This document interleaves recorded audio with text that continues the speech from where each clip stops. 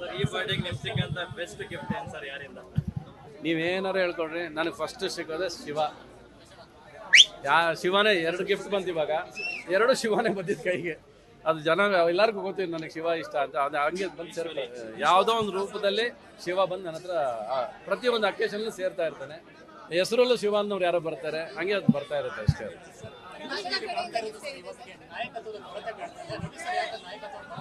ನಾನು ನಾಯಕಿಲ್ಲ ರೀ ಅದಕ್ಕೆ, ನನಗೆಲ್ಲ ಆಗಲ್ಲ ಇದು. I am not fit for that. Sir, ನೀವು ನಿರೀಕ್ಷೆ ಮಾಡದಂತೆ ಜಡ್ಜ್ಮೆಂಟ್ ಸಿನಿಮಾ ಸಕ್ಸಸ್ ಆಗಿರೋದು. ಯಾಕಂದ್ರೆ ನಾವು ರವಿ ಸರ್ ಸಿನಿಮಾಗಳನ್ನ ಯಾವಾಗ ಸೋಷಿಯಲ್ ಮೀಡಿಯಾದಲ್ಲಿ ಎಲ್ಲರೂ ಕಮೆಂಟ್ಸ್ ಮಾಡೋದನ್ನ ನೋಡ್ತಾ ಇರ್ತೀವಿ, ರಿವ್ಯೂ ಬರೆಯೋದನ್ನ ನೋಡ್ತಾ ಇರ್ತೀವಿ ಅಂತ ಕಾಯ್ತಾ ಇರ್ತೀವಿ.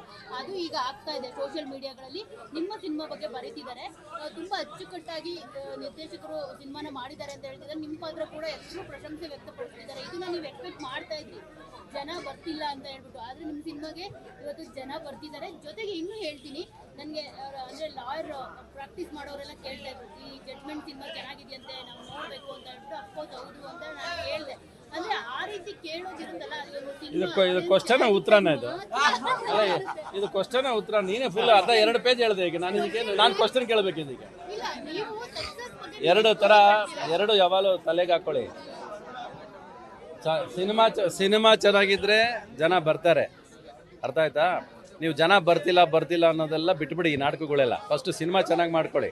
ಕಂಟೆಂಟ್ ಇರೋ ಸಿನಿಮಾಗೆ ಜನ ಹುಡ್ಕೊಂಬಂದಿದ್ದಾರೆ, ಹುಡ್ಕೊಂಡು ಎಷ್ಟು ಎತ್ತಕ್ಕೆ ಎತ್ಕೊಂಡು ಹೋಗಿದ್ದಾರೆ ಕನ್ನಡ ಸಿನಿಮಾ ಅನ್ನೋದು ನಿಮ್ಗೆ ಎಲ್ಲರಿಗೂ ಗೊತ್ತಿರೋಂಥ ವಿಷಯ. 200 ರೂಪಾಯಿ ಕೊಟ್ಟು ಸಿನಿಮಾ ನೋಡಿದ್ದಾರೆ ಜನ ಇಲ್ಲಿ, ಆಯಿತಾ? ಎಲ್ಲರೂ ಬರ್ತಾರೆ. ಬರ್ತಿಲ್ಲ ಅನ್ನೋದಕ್ಕೂ ಬರೋದು ಹೇಗೆ ಅನ್ನೋದನ್ನು ಮಾಡಿರಿ, ಆಯಿತು? ಬರೋದು ಹೇಗೆ ಅಂತ ಮಾಡಿರಿ. ಈಗ ನಾವು ಸಿನಿಮಾ ಮಾಡಿದ ತಕ್ಷಣ ಬಂದ್ಬಿಡ್ಬೇಕು ಅನ್ನೋದೆಲ್ಲ ಸುಳ್ಳು. ನಮ್ಮಲ್ಲಿ ಪ್ರೀತಿ ಇರೋಕೆ ಒಂದಷ್ಟು ಜನ ಬರ್ತಾರೆ, ಆಮೇಲೆ ಸಿನಿಮಾ ಎಳಿಯೋಕ್ಕೆ ಸ್ಟಾರ್ಟ್ ಮಾಡಬೇಕು, ಒಳಗಿರೋ ಕಂಟೆಂಟ್ ಎಳಿಯೋಕ್ಕೆ ಸ್ಟಾರ್ಟ್ ಮಾಡಬೇಕು. ನಾವು ಪುಟ್ ಸಮ್ ಇಂಟ್ರೆಸ್ಟ್. ನಿಮಗೆ ಬರ್ತಿಲ್ಲ ಅಲ್ವಾ, ನಿಮ್ಮಲ್ಲಿ ಸಿಟ್ಟಿದೆ, ಅವ್ರಿಗೆ ಚೆನ್ನಾಗಿ ಮಾಡ್ತಿಲ್ಲ ಅಂತ ಸಿಟ್ಟಿದೆ. ಏನಕ್ಕೆ ಸಿಟ್ಟಿದೆ? ಯಾವುದೋ ಮಲಯಾಳಂ ಸಿನಿಮಾ ಚೆನ್ನಾಗಿರುತ್ತೆ, ನಮ್ಮವ್ರು ಯಾಕೆ ಮಾಡ್ತಿಲ್ಲ ಅನ್ನೋ ಸಿಟ್ಟಿರುತ್ತೆ ಅವ್ರಿಗೆ.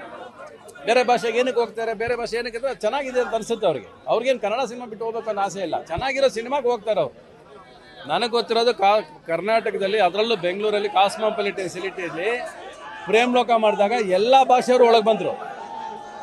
ಇವತ್ತು ಎಲ್ಲ ಭಾಷೆಯವರು ಬೇರೆ ಪಿಕ್ಚರ್ಗೆ ಹೋಗ್ತಾರೆ ಅಂದರೆ ನೀವು ದಾರಿ ತಪ್ಪಿದ್ದೀರಾ. ನೀವು ಮಾಡಿರಿ, ಸಿನಿಮಾಗಳು ಮಾಡಿರಿ, ಆರಾಮಾಗಿ ಸುಮ್ಮನೆ ಸಿನಿಮಾ ಯೋಚನೆ ಮಾಡಿ.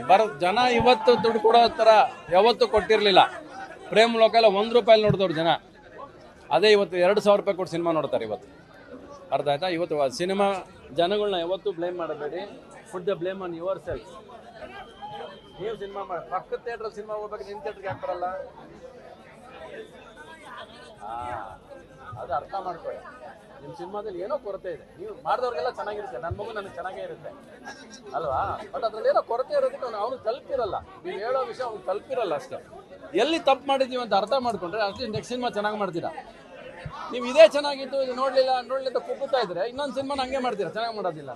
ಸೊ ಹಾಗೆ whatever people give the judgment, ಅದನ್ನು ಒಪ್ಕೊಂಡು ತಲೆ ಮೇಲೆ ಧೈರ್ಯವಾಗಿ ಹೋಗ್ಬೇಕು ಮುಂದಕ್ಕೆ, ಅದು ಇಂಪಾರ್ಟೆಂಟ್. ನ್ಯೂಸ್ ಫಸ್ಟ್, ನಿರ್ಭೀತಿಯಿಂದ ನಿಮ್ಮ ಪರವಾಗಿ.